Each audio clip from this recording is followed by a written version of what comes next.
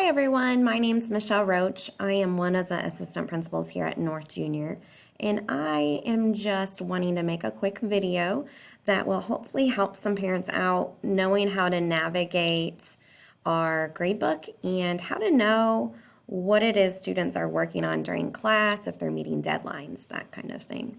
So the first thing I want to talk about is parent access on RDS.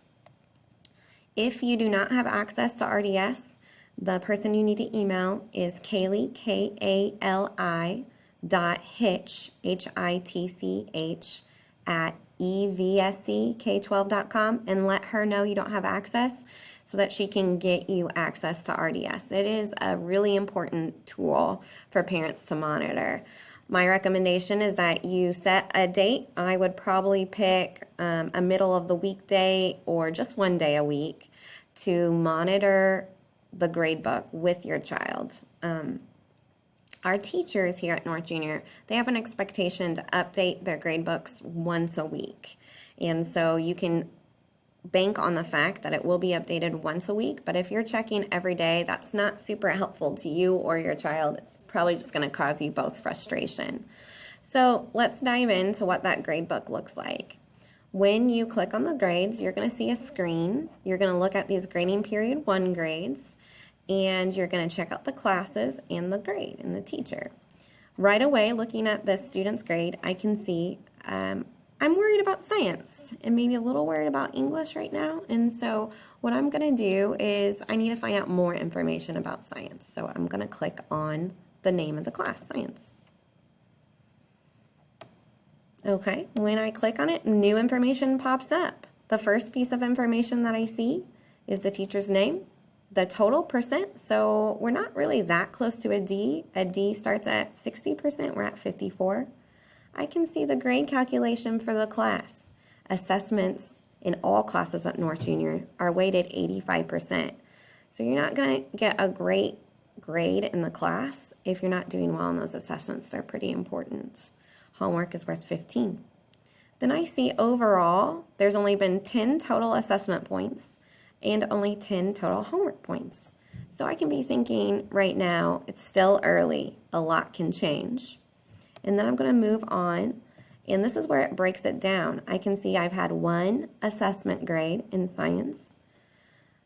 My student got half of the points on that. So that's really, it's an assessment. So that's weighted heavily. That's really what's bringing the score down. Did their homework, that's good. Has no missing assignments. I don't see that this teacher has put in any upcoming assignments. I will say you can't really depend on this part too much because teachers really are just putting completed science in for the most part. And missing assignments. So I would just monitor these 2 areas and not bank too much in the upcoming assignments. I'll show you how you can kind of find out what's upcoming for the most part in just a little bit. So what does this mean to me? What this means is my student did not do well on the assessment. We got to figure out a way to be a little proactive here.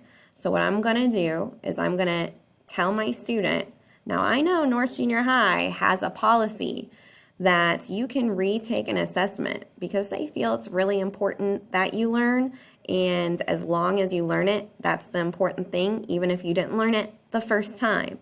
So I also know that it's on the student to reach out to figure out how to relearn, how to retake that assessment. So what you need to do is, and I'm talking to my student here, you need to email the teacher and ask, what do I need to do to have another opportunity on that assessment?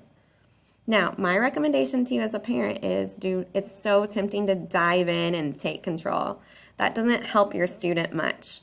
This is the age where they really need to start taking control of their grades. Otherwise, you're going to be exhausted as a parent, and they're never going to learn on their own how to be accountable. So what I would encourage at this age is when you notice that in your weekly gradebook checks is to bring the student in the room with you and have the student email the teacher. And then you can confirm that they emailed if you feel like they need that. Or if you feel like they're ready for more responsibility, you can just tell them to email the teacher and work it out. So that's up to you, but I would make sure that you are thinking of steps on how to keep that student accountable, even if it's looking over their shoulder while they're pulling up the email to help them out. That's how you interpret this grade book. Now, if your student is telling you different things, for example, if they're like, well, Mr. Basinger just hasn't graded my retake, what I would do is I would tell them to email the teacher, and I'm hovering over the email right now, email the teacher and ask if they've received your retake. A lot of times students will tell the parent one thing and it's not always completely accurate. Sometimes the student just doesn't realize what they're saying isn't accurate. A lot of times it's not on purpose, but instead of believing what the student is saying right away as accurate truths, I would just have the student email the teacher the question that you have. There's no reason to wait weeks when the student's telling you one thing, but the grade book is telling a different story. Just I would take care of that miscommunication right then when it comes up. All of the teachers' emails are listed on this. So let's just see a different class, see what it looks like. I'm going to pull up this class, Language Arts. And as you can see, it's set up the same. You can kind of tell that in this class, we have, looks like just 3 assignments right now. So no assessments. And when an assessment gets in, you can bet that that's going to dramatically change the grade, whether the student gets an A on the assessment, because remember, assessments are worth 85% of the score. So I would just monitor this one once a week, reach out to the teacher when you have questions, that kind of thing. But again, I would have the student reach out and you provide as a parent what type of monitoring you want to do with that student reaching out.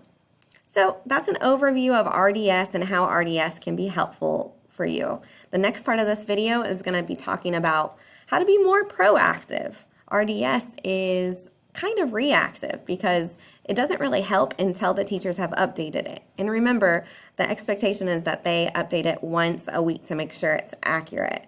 So in the next part, we're going to talk about the day-to-day, how to help your child if you're not really sure that the child is doing what they're supposed to be doing. So stay tuned for that. Hi everyone, I am back to do part 2, which is how to navigate Google Classroom. As a parent, this would be very helpful because RDS is once a week, and it's more reactive. You check it after things are graded to see how your student is doing. Whereas Google Classroom is for those times where your student's not really doing anything productive at home, and you're like, I know you must have some schoolwork, and then they're saying, no, I got it all done. That's a very common thing for middle school students to say, very common. So this tutorial should help you a lot. You would then say, bring me your computer, show me, and they would, and you would have them go to Google Classroom in front of you, which you just click on this. It's your Google app, some people call that a waffle, and you would click on Classroom. All of the classrooms that your student is enrolled in show up. Now I have a lot, but your student would probably just have this year, and maybe they're still in some from last year, but those aren't active anymore. So then I would say, okay, show me you have everything done. And they'll be like, what do you mean? I have it done. And then you'll say, do you see that little button up at the top that says to do? And I'm hovering on it right now. Have them click on that. When they click on that, all of the assignments for all of their classes pop up. So you can see this is 20 right here. And I'm going to go to assigned because these things that are assigned to me would be things that I'm responsible for completing at some point. I'm going to go to missing. These things, it looks like I'm missing this week nothing, and it looks like last week I missed week 1 in Mrs. Berry's class. The missing key is very important because then as a parent I could be like, well, that was due August 19th and it's missing. What's going on? You click on it, and then it says, this is everything you need for the novel this week. And I would tell my student, you do not this is what I want you to work on. And then the student knows, okay, my parent knows how to find my Google Classroom work. and has that little bit of accountability there. So for assign, like some of these assignments that I'm in, they don't have a due date to them. So what I would do as a parent, if there's not a due date, I would just probably have my student pull it up and talk to me about it. For example, Mr. Brown had a map skills pretest Monday, August 15th. What it is it's a formative. There's not a due date on it because they would have done it in class. And so really it was due that day. So I would have them click on formative and show you that it's already done. Now for me, I'm not a student, so it's going to say I need permission. But for your student, when you click on it, it would pop up that it's already done. All right, so even though over here it just says assigned, you can have them click on the link and it'll show you there. So Google Classroom, I'm going to mark it as done so that it falls off my list of things to do. So Google Classroom is invaluable because it lists everything the teacher has posted, and then you can tell your student when they're saying it's already done, show me it's already done. And then again, I just want to review how to do that because it's such a great feature for parents. Again, you went to the waffle, you clicked on Classroom, all the Google Classrooms popped up. You could totally explore all those Google Classrooms, but it's probably not worth the time as a parent to explore them all. The most important thing is to hit this to-do button, and to see everything's assigned, you click here. To see everything that's missing, you click here. To see everything that's been marked, submitted, you click here. That's really the number one thing that you would need to know is Google Classroom as a parent. Highly recommend that if your student is telling you something that doesn't make sense to you, like they're saying, yeah, my teacher just hasn't graded that for 3 weeks, then I highly recommend that you watch them email the teacher asking if they've received the assignment. Sometimes students don't mean to tell false information. They truly don't. Sometimes they're just confused. The only way you can get to the bottom of something is by having the student email the teacher and monitoring that conversation. So important to turn over the reins to students.